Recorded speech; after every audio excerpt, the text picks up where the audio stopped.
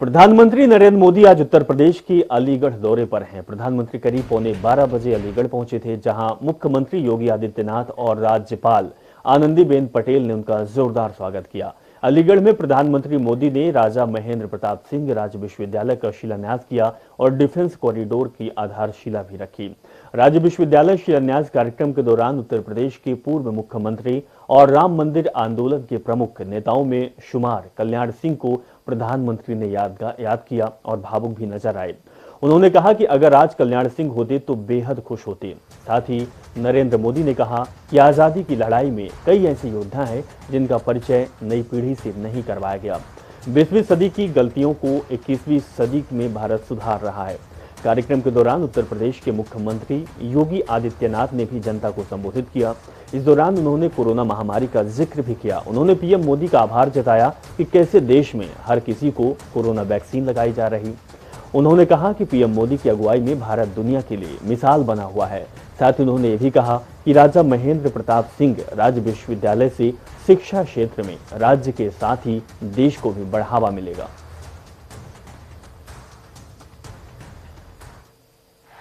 भाइयों बहनों,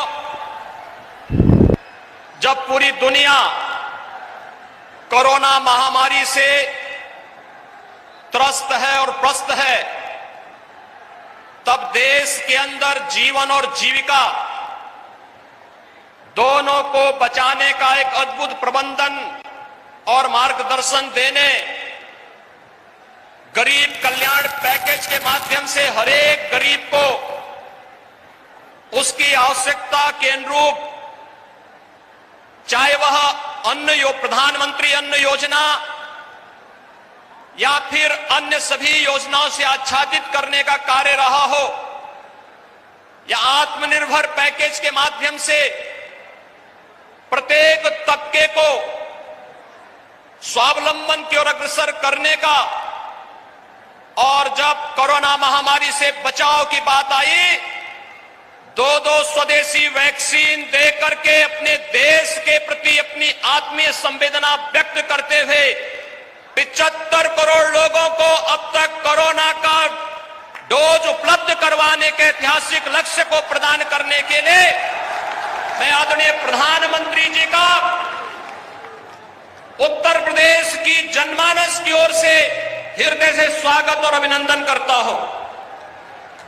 भाइयों बहनों, हम सब जानते हैं कि सदी की सबसे बड़ी महामारी पर जितना बेहतर प्रबंधन भारत ने किया, आदरणीय प्रधानमंत्री जी के मार्गदर्शन में, उनके नेतृत्व में, वह दुनिया की तमाम बड़ी बड़ी शक्तियों के सामने भी एक मिसाल बन गई है। लोकतांत्रिक व्यवस्था में अपने नागरिकों के हितों को सर्वोच्च प्राथमिकता देते हुए उनके जीवन और जीविका को बचाने के इस अद्भुत प्रयास के लिए मैं आदरणीय प्रधानमंत्री जी का आप सबकी ओर से हृदय से अभिनंदन करता हूं, स्वागत करता हूं।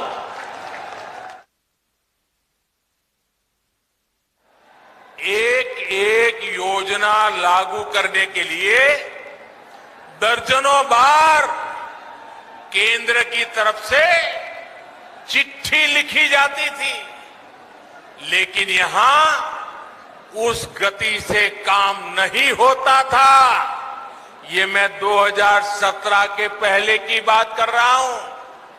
जैसे होना चाहिए था वैसा नहीं होता था।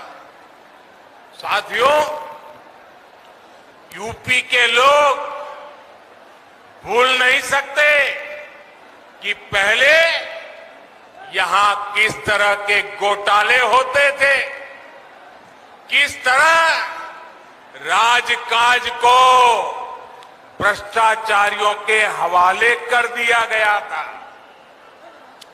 आज योगी जी की सरकार पूरी ईमानदारी से यूपी के विकास में जुटी हुई है।